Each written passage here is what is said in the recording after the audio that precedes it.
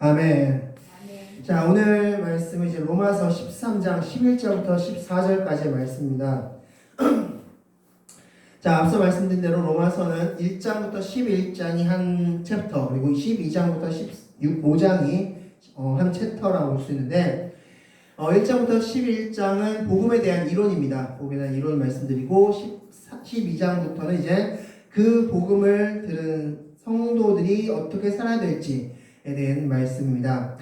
자, 오늘 말씀에서 역시 마찬가지로 13장 11절부터 14절 역시 전과 동일하게 12장 1절과 2절 말씀에서 연결된 부분이라고 할 수 있습니다. 즉 12장 1절부터 2절 말씀이 어떤 말씀이었습니까? 두 가지 질문을 우리에게 던진다고 말씀드렸죠. 첫 번째는 너는 정말로 구원받았느냐? 즉 1장부터 11장에 그 구원의 스토리가 정말 너의 이야기냐?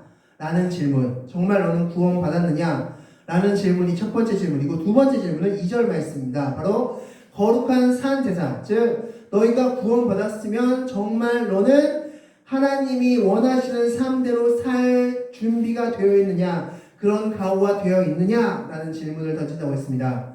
즉 너는 구원받았느냐, 그리고 너는 하나님의 말씀대로 살 각오가 되어 있느냐, 이 두 질문에 대하여 yes 라고 하는 사람만 이제 3절로 넘어가면 됩니다. 12장 3절부터 이제 넘어가면 되는데, 오늘 본문 역시 13장도 바로 이 질문에서 연결되는 그런 본문이라고 생각하시면 됩니다. 그래서 구원받았고, 그리고 그 구원받은 삶을 살기로 작정한 사람에게 이 오늘 본문은 어떤 말씀이냐면, 너희들 그렇다면 종말을 어떻게 준비해야 되는지 알려주겠다는 것입니다. 종말 때, 그 종말을 맞이하는 성도들은 어떤 자세, 어떤 삶의 모습을 행해야 되는지에 대해서 내가 알려줄게가 바로 13장 11절부터 14절 말씀입니다. 자, 그래서 오늘 말씀을 통해서 우리 종말의 때를 살고 있는 우리가 어떻게 살아야 될지를 기억하시고 아시는, 그리고 사시는 여러분 되시기 바라겠습니다. 오늘 본문은 특별히 굉장히 유명한 말씀입니다. 왜냐하면 이 말씀은 성 어거스틴을 변화시킨 그런 말씀이기도 합니다. 성 어거스틴이 방탕한 삶을 살았죠. 그래서 19살 때는 심지어 가출을 해서 동거까지 했고 19살 때 남자아이를 낳았습니다. 그럴 정도로 방탕한 생활을 했던 그 어거스틴이, 그리고 20대 때는 마니교라는 이단에 빠져서 10년 동안 그렇게 살아왔던 그 어거스틴이 하나님께 다시 돌아오고 완전히 무릎 꿇을 수 있는 그거가 됐던 말씀이 바로 로마서 13장 13절과 14절 말씀이기 때문입니다. 그래서 오늘 본문은 어거스틴으로 또한 유명해진 말씀이기도 합니다. 자, 그렇다면 오늘 말씀을 통하여서 우리가 종말의 때 어떻게 살아야 되는지에 대해서 같이 말씀을 통해서 보도록 하겠습니다. 자, 오늘 말씀을 먼저 보기에 앞서서 두 가지를 먼저 좀 우리가 짚고 넘어가야 될 필요성이 있습니다. 자, 첫 번째는 구원받은 자에게 쓰여진 책이라는 첫 번째 핵심 부분을 같이 나누도록 하겠습니다. 우리 11절 말씀 같이 읽겠습니다. 11절 말씀입니다. 우리 11절 말씀 같이 읽는데 뭔가 좀 이상하다 생각하는 부분을 한번 잡아보시면 합니다. 11절 말씀입니다. 다 같이 읽겠습니다. 시작! 또한 너희가 이 시기를 알거니와 자당하게 할 때가 벌써 되었으니 이는 이제 우리의 구원이 처음 믿을 때보다 가까웠습니다. 아멘. 자, 뭐가 좀 이상하다고 생각하지 않으십니까? 자, 11절 말씀 듣고 뭔가 좀 이상해야 됩니다, 우리가. 왜 이렇게 표현했지? 뭔가 좀 이상하다? 라고 생각해야 됩니다. 자, 말씀 보면 이렇게 적혀있죠? 이는 이제 우리의 구원이 처음 믿을 때보다 가까웠다 표현하고 있습니다. 자, 제가 앞서 뭐라고 말씀드렸습니까? 13장 11절부터 14절은 12장 1절과 2절에서 연결됐다고 말씀드렸습니다. 근데 앞서 말씀드린 대로 12장 1절과 2절은 구원받았다는 것의 질문과 구원받은 자의 삶을 살 각오에 대한 질문에서 예스를 한 사람이 넘어오는 게 바로 13장 11절부터 14절에 말씀드렸습니다. 그런데 지금 11절에 뭐라고 적고 있냐면 우리의 구원이 처음 믿을 때보다 가까웠다. 그러면 지금 11절 말씀만 놓고 봤을 때 구원을 지금 우리는 받은 겁니까? 안 받은 겁니까? 구원이 처음 믿을 때보다 가까웠대요. 여기에 구원이라는 게 있는데 구원이 처음 믿을 때보다는 가까웠다.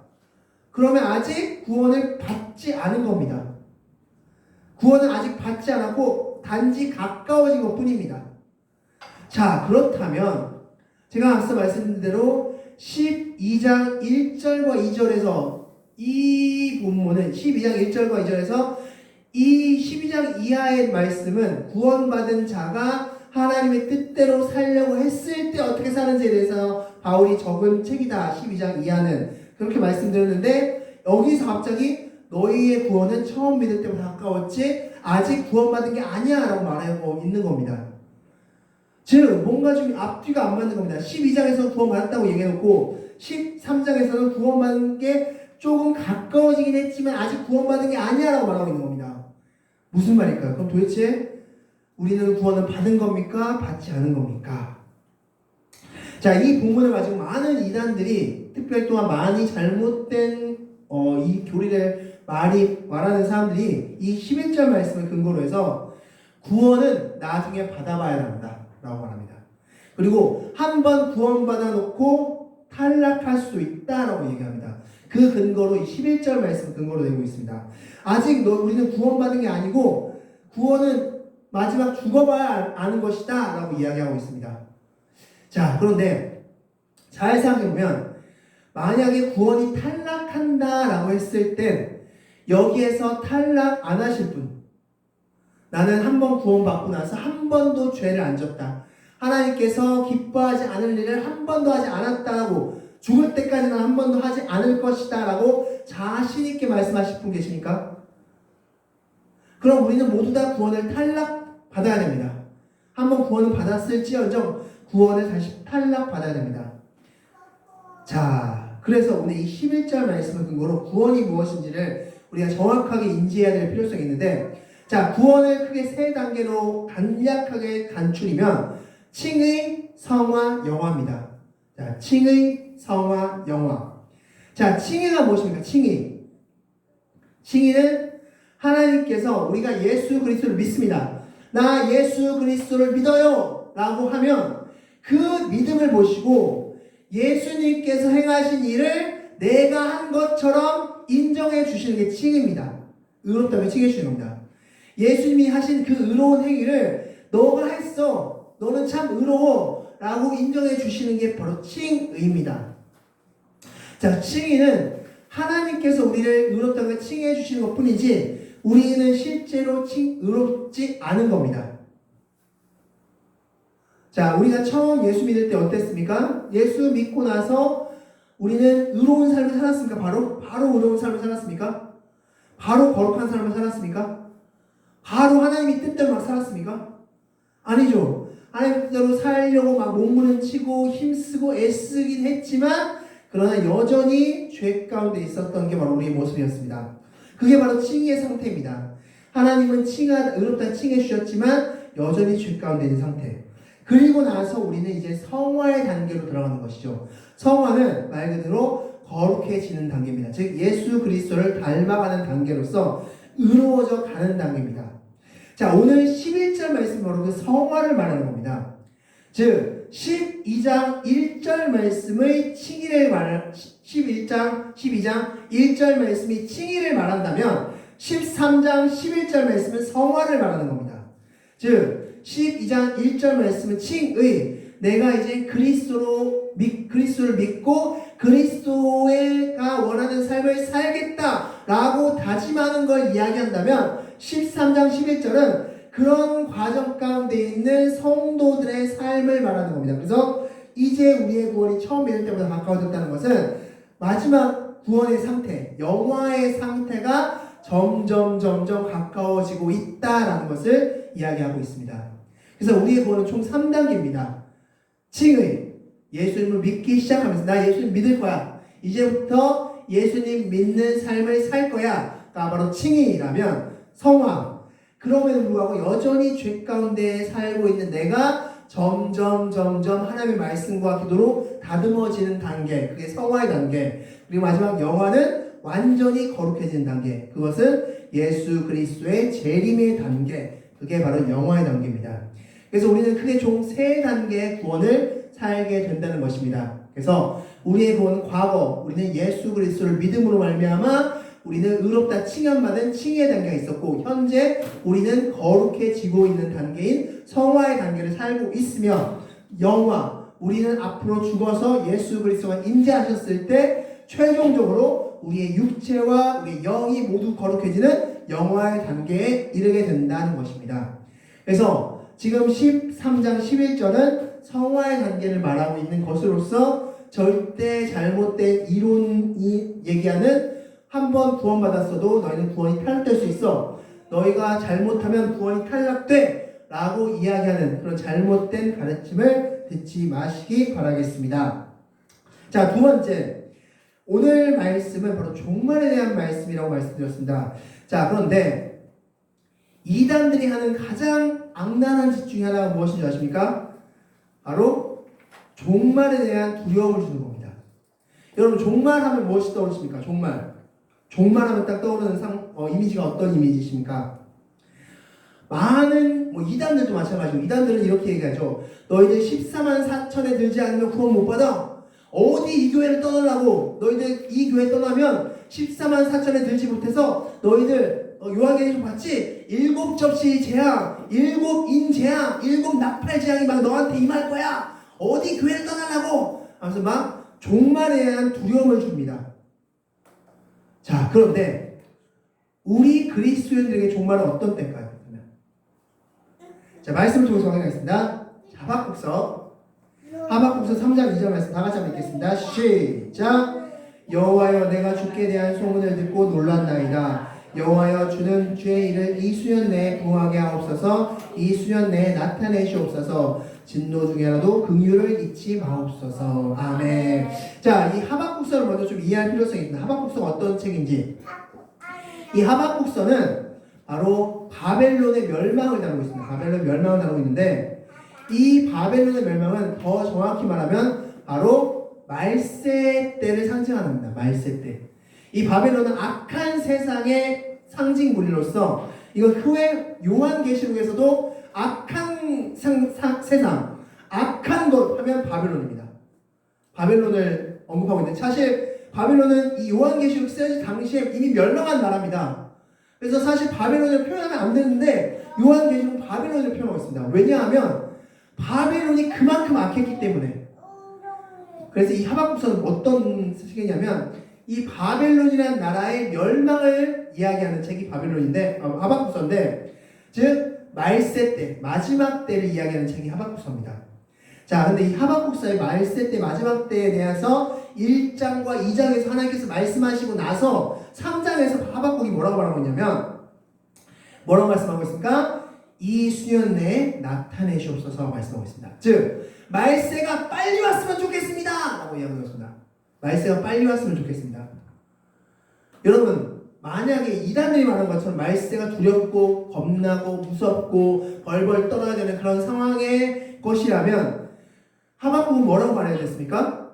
제발 이것 좀 미뤄주십시오. 나 죽고 나서나 이런 일이 일어나게 해주십시오. 막 이러면서 뭔가 미루려고 했을 겁니다. 그런데 하박국은 지금 뭐라고 기도하고 있습니까? 이 하박국서의 유일한 기도문입니다. 이게 하박국 3장 2장의 유일한 기도문인데 유일하게 하박국이 기도하는 게 뭐냐면 하나님 빨리 말세 오게 해주세요. 빨리 예수님 와주시옵소서. 이거 기도하고 있습니다. 지금. 왜요? 말세는 기독교인에게 축제의 날이기 때문입니다. 왜냐하면 예수 그리스도의 임재를 통해서 악한 것들이 모두 멸망당하고 하나님의 나라가 세워지는 때가 바로 말세 때이기 때문에 그래서 말세를 하박국은 빨리 와달라고 기도하고 있는 겁니다. 나에게 말씀하셨던 그 말세, 악한 영들이 모두 멸망당하는 그 말세가 좀 빨리 좀 와주세요. 제발 좀 와주세요. 그래서 하박국서에서 뭐라고 하나님께서 말씀하냐면 믿음으로 말미암아 살아라 라고 말씀합니다. 너희들 믿음으로 말미암아 잘 버티면 너희는 그 말세의 영광을 누리게 될 것이다 가 바로 하박국의 결론입니다.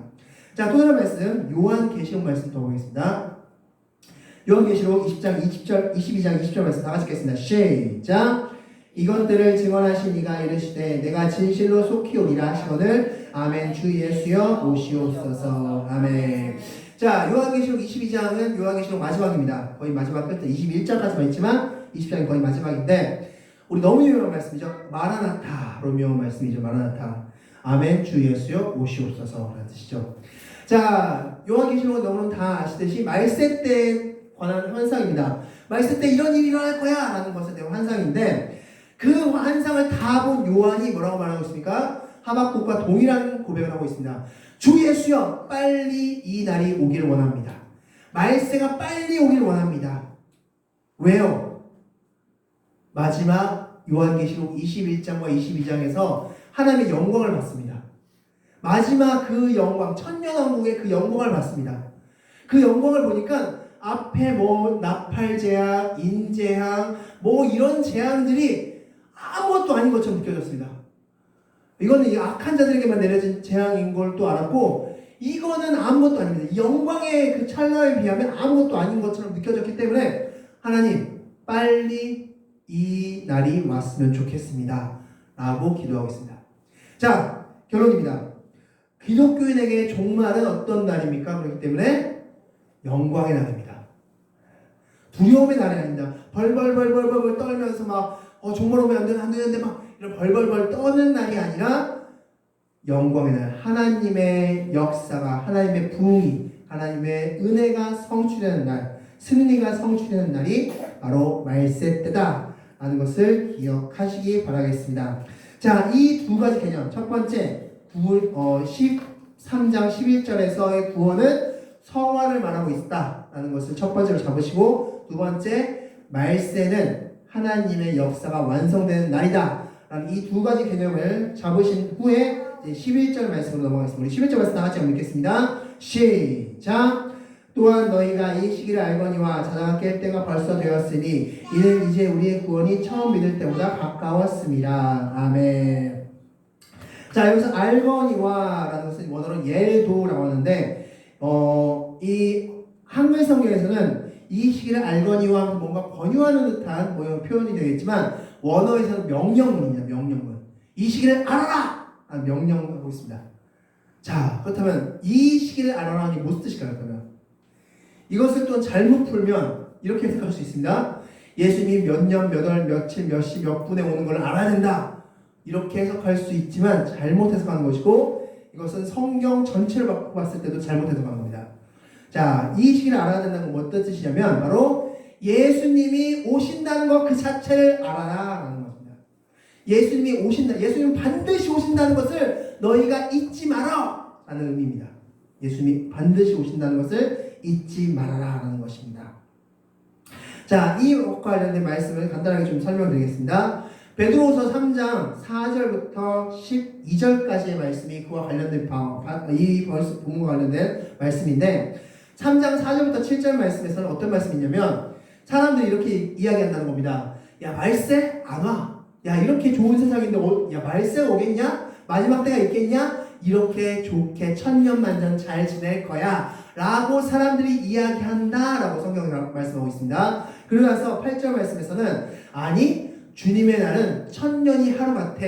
우리가 몇 년 엄청나게 많은 기간이 지난 것 같은데 주님이 봤을 때는 별거 아니야. 즉 주님은 곧 오실 수 있어 라고 말씀하고 있고, 자 9절 말씀에서는 왜 예수님께서 금방 안 오신 줄 알아? 오래 참으사 누구든지 멸망하지 않게 하기 위해서 지금까지도 참고 계시느라 안 오시는 거야 라고 말씀하고 있고, 10절 말씀에서는 주의 날이 도적같이 임할 거야 라고 말씀하고 있습니다. 이것은 마태복음 24장 43절 말씀에서 예수님께서 동일하게 인용하셨죠. 도적같이 나는 임할 것이다 라고 말씀하고 있습니다. 그래서 베드로후서 3장 12절 말씀의 결론이 뭡니까? 하나님이 오심을 너희들 기억해. 예수님이 오실 것임을 너희는 기억하고 있어야 된다라고 말씀하고 있고, 이와 동일한 개념이 에베소서 5장 16절 세월을 아끼라 때는 악하니라 라고 말씀하고 있습니다. 여기서 세월은 카이로스, 하나님의 시간으로서 하나님께서 분명히 하나님의 때에 예수님께서 재림에 오실 것임을, 재림 보내실 것임을 너희들 기억해라 라고 말씀하고 있습니다. 즉 지금 무슨 말씀을 드리냐면 성경 전체적으로 로마서 13장 11절 뿐만 아니라 성경 전체를 놓고 봤을 때 예수님이 오심을 너희는 기억하라 라는 말씀이 계속적으로 나온다는 겁니다. 우리는 항상 그것을 인지하면서 살아야 된다라고 말씀하고 있습니다. 항상 예수님이 언젠가는 오실 거야. 반드시 오실 거야. 꼭 오실 거야. 예수님 하나님의 시간표대로 하나님의 시간표가 되었을 때 맞춰졌을 때 예수님은 반드시 오실 거야 라는 것을 너희는 기억하면서 살아야 돼. 바로 11절의 말씀입니다. 그리고 성경 전체 메시지입니다. 자, 그렇게 바울이 말하고 나서 11절 하반절과 12절 상반절 보면 뭐라고 표현되어 있습니까? 가까웠다라고 표현하고 있어요. 가까웠다. 즉 종말이 임박했다라고 표현하고 있죠. 그리고 나서 이제 12절 하반절에서는 바울이 이 종말의 때를 맞이하는 그리스도인들은 어떻게 해야 되는지에 대해서 말씀하고 있는데 그것을 옷의 비유로 말씀하고 있어요. 옷의 비유. 우리가 옷을 입고 벗는 것에 대해서 종말을 맞이하는 그리스도인의 자세를 설명하고 있습니다. 굉장히 쉽게 바울이 설명해 주고 있는데 우리 12절 말씀 다 같이 한번 읽겠습니다. 시작! 밤이 깊고 낮이 가까웠으니 그러므로 우리가 어둠의 일을 벗고 빛의 갑옷을 입자. 자, 12절에서는 두 가지 옷이 나오죠. 첫 번째는 어둠의 일의 옷이 나오고 두 번째는 빛의 갑옷이라는 옷이 나옵니다. 이 두 옷을 비교하면서 옷을 입고 벗는 것을 설명함으로써 종말을 맞이하는 그리스도인의 자세를 설명해주고 있습니다. 자, 첫 번째 어둠의 일은 무엇일까? 어둠의 일. 어둠의 일은 예상 가능하시겠지만 갈라디아서 5장 19절부터 21절 말씀 보면 바로 육체의 일이라고 설명하면서 바로 성령을 따라 행하지 않는 그런 모든 일을 너희는 어둠의 일, 육체의 일이다 라고 말씀하고 있습니다. 즉 성령님을 따라 우리 마음 안에 계신 성령님을 따라 행하지 않는 모든 일을 육체의 일, 어둠의 일이다. 그래서 지금 종말을 맞이하는 너희들아 빨리 어둠의 일을 벗어라 라고 말씀하셨어요. 어둠의 일을 벗어라. 그리고 무엇을 입으라? 빛의 갑옷을 입으라 라고 말씀합니다. 빛의 갑옷. 자, 여기서 이제 중요한 부분이 나옵니다. 그래서 빛의 갑옷을 입어라 라고 말씀했는데 여기서 갑옷이라고 번역된 이 원어가 뭐냐면 호플론이다. 호플론. 근데 이 호플론이라는 단어가 어디에 또 나오냐면 여러분이 너무나 잘 아시는 말씀 에베소서 6장에서 가장 유명한 말씀 뭡니까? 전신갑주죠. 이 전신갑주의 갑주가로 번역된 이 단어가 호플론입니다.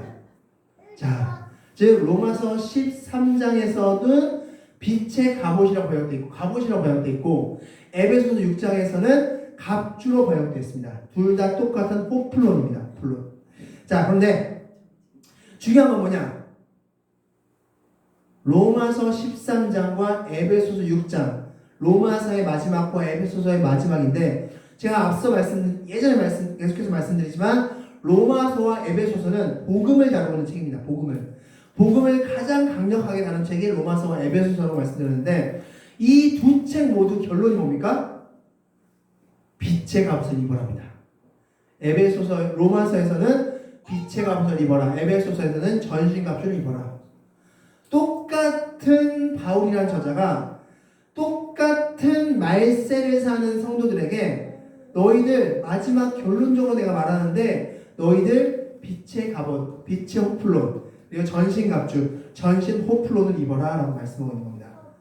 즉 이제 어둠의 때가 점점 가까워오고 있으니 어둠의 때가 점점 짙어가고 있으니 너희들 영적성은 점점 심해질 것이다. 그런 심해지는 상황 가운데서 너희가 해야 될 것은 바로 빛의 갑옷, 전신 갑주를 입는 것이다 라고 말씀해주고 있습니다.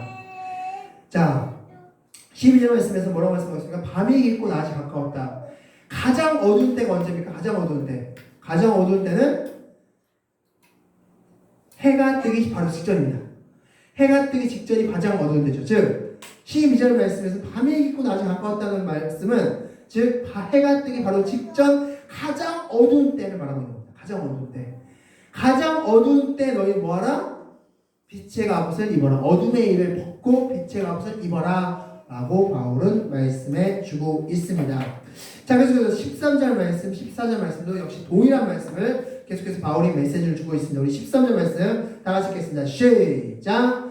낮에와 같이 단정히 행하고 방탕하거나 술 취하지 말며 음란하거나 호색하지 말며 다투거나 시기하지 말고. 아멘. 자, 여기서 낮에와 같이 단정히 행하라. 즉 이 행하라 라는 뜻은 뭐로 페리파테오인데 이 파리파테오는 뭐냐면 흔들리지 않는다는 겁니다. 흔들리지 않는다. 즉 뭐냐면 이제 단정이 깔끔히 있고 다 무게중심 잡고 딱 그렇게 서 있는 모습을 말씀하고 있습니다. 즉 이젠 빛의 갑옷을 단정히 딱 입고 중심을 잡아라 라고 말씀해주고 있는 것이죠. 그럴 때 너희는 무엇을 안 할 수 있냐면 방탕하거나 술 취하지 않을 수 있고 음란하거나 호색하지 않을 수 있고 다투거나 시기하지 않을 수 있다라고 말씀하고 있습니다. 특별히 원어를 보면은 술 취함과 방탕이 한 문구로 되어 있고 그리고 호색과 음란이 한 문구로 되어 있고 시기와 다툼이 한 문구로 되어 있습니다. 즉 이렇게 설명하시면 됩니다. 즉 술 취하면 어떻게 됩니까? 방탕해집니다. 술 취하면 방탕해지고 그리고 호색 즉 음란한 것을 좋아하면 음란해지고 그리고 누군가를 시기하는 걸 즐겨하면 다투게 된다는 겁니다. 즉 술 취하고 음란한 걸 좋아하고 시기하는 사람은 방탕한 삶을 살게 되고 음란한 삶을 살게 되고 다투는 삶을 살게 된다라고 우리에게 말씀해 주고 있습니다. 그렇게 너희는 안 할 거면 어떻게 하라? 빛의 갑옷을 입고 단정히 좌우로 흔들리지 말고 단정히 행하라 라고 말씀해 주고 있는 것입니다. 자, 그러고 나서 14절 말씀 이제 결론을 말씀해 주고 있죠. 우리 14절 말씀 다 같이 한번 읽겠습니다. 시작. 오직 주 예수 그리스도로 옷 입고 정욕을 위하여 육신의 일을 도모하지 말라 하면서 마지막 결론을 말씀해 주고 있습니다. 자, 주 예수 그리스도로 옷 입으라 라고 말씀해 주고 있는데 주 예수 그리스도로 옷 입는다는 게 뭘까요? 그렇다면 주 예수 그리스도로 옷 입는다. 자, 이것은 한마디로 주 예수 그리스도와 연합한다 라는 것입니다. 연합한다. 주 예수 그리스도와 연합한다 라는 것을 말씀해 주셨습니다. 즉 마지막으로 결론을 내렸습니다. 즉 정리 이렇게 할 수 있죠. 너희들 종말의 때를 살고 있는 너희들아 잘 들어. 너희들이 종말의 때에 살고 있고 어둠이 깊어지고 있는 이 상황 가운데서 너희가 해야 될 게 뭐냐면 주 예수 그리스도의 옷을 입는 건데 그게 뭐냐면 주 예수 그리스도와 연합하는 삶을 사는 거야 라고 말씀해 주고 있는 겁니다. 주 예수 그리스도와 연합하는 삶을 사는 것, 이게 말세를 사는 성도들이 해야 될 일이야 라고 말하는 게 결론입니다. 자, 그렇다면 이제 여기서 이제 질문이 등장하겠죠. 그렇다면 주 예수와 연합한다는 게 무슨 뜻입니까? 라는 질문이 등장할 겁니다. 자, 주 예수와 연합한다. 주 예수 그리스도로 옷 입는다. 이게 도대체 무슨 말씀입니까? 라는 질문이 등장할 텐데, 자, 이 질문에 대해서 한 가지 여러분께 질문을 드리고 이 답을 드리도록 하겠습니다. 하나님이 가장 기뻐하시는 걸까요? 우리의 삶 가운데 하나님이 가장 기뻐하시는 거, 베스트 오브 베스트. 많은 것들 당연히 기뻐하시죠. 지금 예배 드리는 것도 기뻐하실 것이고 뭐 헌금 드리는 것도 기뻐하실 것이고 뭐 다 기뻐하실 것입니다. 무엇을 하나님께서 가장 기뻐하실까요? 자, 즉 구원받은 백성이 하나님께 행하는 모든 것 중에서 가장 기뻐하시는 걸까요? 우리는 많은 경우 이런 질문에 대해서는 전도라고 답합니다. 전도. 물론 맞습니다. 전도를 하나님께서 기뻐하시죠. 그런데 이 전도도 지금 제가 말씀드릴 이것이 선행되었을 때 전도를 기뻐하실 겁니다. 자, 정답을 지금부터 말씀을 통해서 보도록 하겠습니다. 자, 창세기 5장 24절 말씀 다 같이 한번 읽겠습니다. 시작. 에녹이 하나님과 동행하더니 하나님이 그를 데려가심으로 세상에 있지 아니하였더라. 아멘. 에녹, 즉 죽음을 보지 않고 하늘로 올라간 두 명의 인물, 바로 엘리야와 에녹이죠. 그 중에서 한 명이 에녹인데 성경에서 에녹, 정말 엄청난 그런 일을 경험한, 엄청난 그런 사건을 경험한 에녹인데, 그러면 에녹과 같이 나도 하나님이 정말 그렇게 들림받는, 하나님께 들림받는 그런, 좀 하나님께 쓰임받는 그런 사람이 되고 싶어 라고 해서 에녹에 대해서 막 찾아봤는데 성경에 에녹에 대해서 말하고 있는 부분이 딱 이 부분밖에 없습니다. 창세기 5장 부분, 5장 23절 24절. 근데 이 두 절밖에 없는데 이 에녹에 대해서 하나님께서 뭐라고 말씀하시냐면 에녹은 어떤 사람이냐, 300년 동안 하나님과 동행한 사람이라고 말했습니다. 자, 에녹이 헌금 많이 드렸다, 전도 많이 했다, 뭐 하나님께 봉사 많이 했다, 예배를 많이 드렸다, 뭐 엄청난 직분을 가지고 있었다, 어디에도 없습니다. 단지 에녹에 대해서 설명하는 건 딱 하나. 하나님과 늘 동행한 사람이었다. 300년 동안 늘 동행한 사람이었다가 결론입니다. 하나님이, 다시 질문 들어가겠습니다. 하나님이 우리에게 있어서 가장 기뻐하시는 건 뭐냐면요, 전도, 예배, 헌금, 봉사 보다 더 기뻐하는 건 하나님 때문에 기뻐하는 겁니다. 우리가 하나님 때문에 기뻐하는 건 하나님이 가장 기뻐하십니다. 하나님 때문에 난 기뻐요. 우리 앞서 찬양했던 그 찬양대로 예수께로 가면 나는 기뻐요. 이걸 가장 기뻐하십니다. 여러분들은 하나님 때문에 기쁘십니까? 자, 말씀 통해서 확인해 보겠습니다. 하박국서, 우리 앞서 말씀드린 하박국서인데 3장 17절 말씀 다 같이 한번 읽도록 하겠습니다. 다 같이 읽겠습니다. 시작. 비록 무화과 나무가 무성하지 못하며 포도나무에 열매가 없으며 감람나무에 소출이 없으며 밭에 먹을 것이 없으며 우리의 양이 없으며 외양간에 소가 없을지라도. 자, 다음 18절 읽겠습니다. 시작. 나는 여호와로 말미암아 즐거워하며 나의 구원의 하나님으로 말미암아 기뻐하리로다. 아멘. 자, 하박국은 앞서 말씀드린 대로 어떤 때를 말씀하고 있다고 말씀드렸습니까? 바로 종말의 때, 바벨론이라는 가장 악한 나라의 멸망을 다루는 책으로서 이것은 종말의 때를 다루고 있습니다. 예수님께서 오심에 대한 때를 다루고 있는데, 그 하박국이 지금 어떤 말씀을 하고 있냐면, 내가 상황 가운데 무화과 나무가 없고 포도나무가 열매가 없고 감람나무에 소출이 없고 밭에 먹을 것도 없고 양도 없고 소가 없을지라도 어떻다 말씀하고 있습니다. 나는 여호와 때문에 기쁘다라고 말씀하고 있습니다. 말세 때를 살아가는 성도들, 지금 로마서 13장 11절부터 14절과 결론과 하박국서 같은 말세를 다루고 있습니다. 같은 말세를 다루고 있는 부분인데, 로마서 13장 11절부터 14절에서 바울이 말세를 다룰 때 결론과 하박국이 말세를 다룰 때의 결론이 똑같습니다. 즉 말세를 사는 성도들이 가장 취해야 되고 하나님이 가장 기뻐하시는 것은 하나님 때문에 기뻐요, 하나님 때문에 기뻐요 라는 이 말을 가장 원하시고, 이 말이 있어야지만이 너희들 이 말세를 잘 살아갈 수 있어 가 바로 결론입니다. 이것은 로마서 13장의 결론이자 하박국서 3장의 결론입니다. 즉 하나님이 가장 기뻐하시는 것, 즉 에녹이 한 건 딱 하나라고 말씀드렸습니다. 하나님과 동행하는 것. 하나님 때문에 기뻐서 하나님과 늘 동행하는 겁니다. 하나님 너무 기뻐, 하나님 너무 기뻐, 하나님 너무 기뻐, 하나님 너무 좋아, 하나님 너무 좋아요. 하나님과 늘 붙어 다니는 겁니다. 하나님과 늘 붙어 다니고 하나님을 늘 항상 인식하면서 살아가는 겁니다. 하나님 지금도 함께 하시죠. 하나님 나와 함께 하시죠. 지금도 옆에 계시죠. 지금 나와 함께 하시죠. 이런 상황에서 함께 하시죠. 무화과 나뭇잎이 마른 상황에서 함께 하시죠. 포도나무 열매가 없는 상황에서 함께 하시죠. 감람나무 열매가 없는 상황에서 함께 하시죠. 농장에 식물이 없는 상황에서 함께 하시죠. 애완간에 속이 없는 상태에서 함께 하시죠. 이런 상황에서 함께 하시죠. 저런 상황에서 함께 하시죠. 지금 상황에서 함께 하나님께서 함께 하시니까 난 아무리 상황과 어려움이 있더라도 난 좋아요. 이걸 하나님께서 가장 기뻐하신다는 겁니다. 이런 상황이 오면, 이런 신앙이 되면 그 다음에는 자연스럽게 삶이 변화될 수 있는 거죠. 이 하나님, 내가 너무 좋아하는, 내가 너무 즐거운, 내가 너무 기뻐하는, 내가 너무 사랑스러운 그 하나님, 내가 너무 사랑하는 그 하나님이 원하시는 게 성경에 적혀 있는데 그걸 안 할까요? 내가 가장 좋아하는 사람이 야 이거 해줘 라고 하는데 안 할까요? 즉 하나님이 가장 기뻐하시는 것은 전도, 예배, 헌금, 봉사 그런 것이 아닙니다.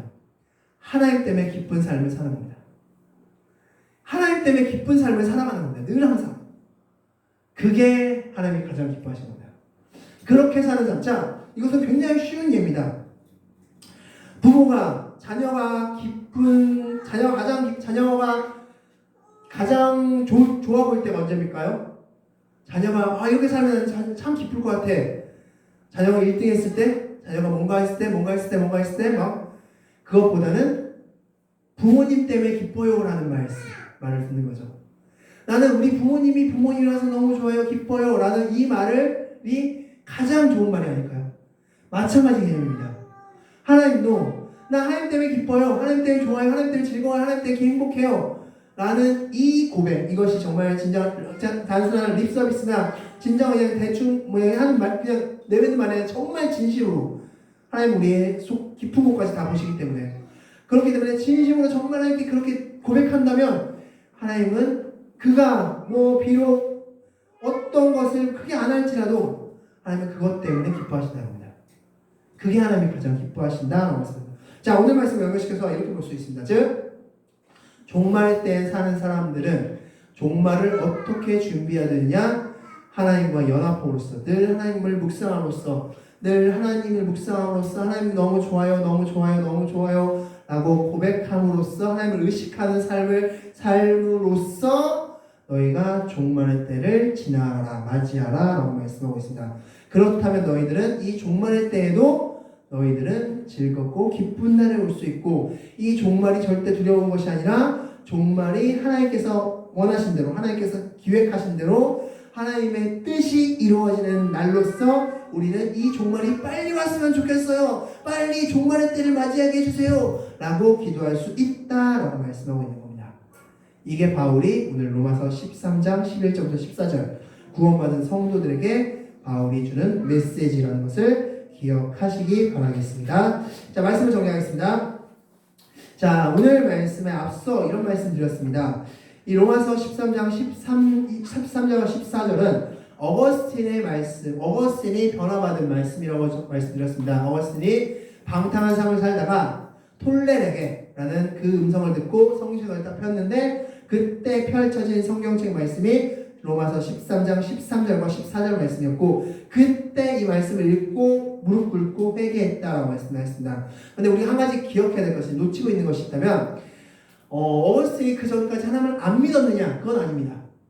어거스틴이 이때 처음 그냥 톨레르게 이 로마서 13장 13절부터 14절의 말씀을 읽고 나서부터 하나님 믿었느냐? 아닙니다. 그 전에도 하나님 믿고 있었습니다, 사실은. 그런데 이 13장 14절과 14절 말씀을 읽고 난 이후에는 어떤 삶이 되었느냐?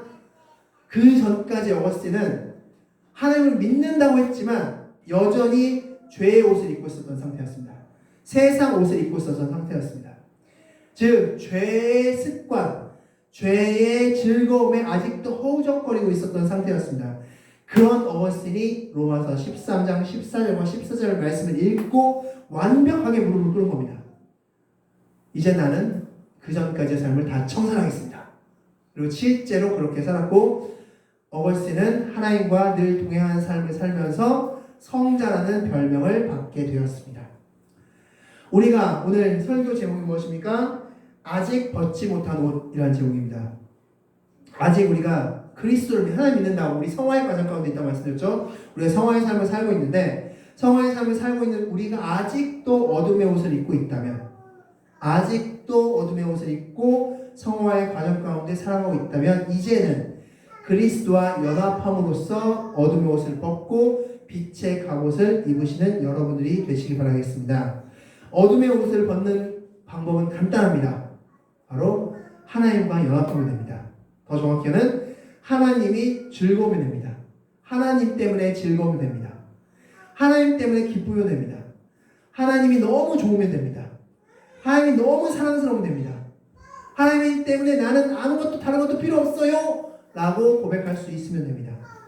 그러면 어둠의 옷은 자연스럽게 벗어진다는 사실을 기억하시기 바라겠습니다. 제가 하나님께 기도하겠습니다. 제가 하나님께 기도할 때 오늘 말씀을 기억하면서 하나님 아버지 각자의 주신 말씀들을 기억하고 이 말씀대로 살겠습니다. 하지만은 제가 다 같이 하나님께 기도하는 시간 나가도록 하겠습니다. 같이 기도하겠습니다.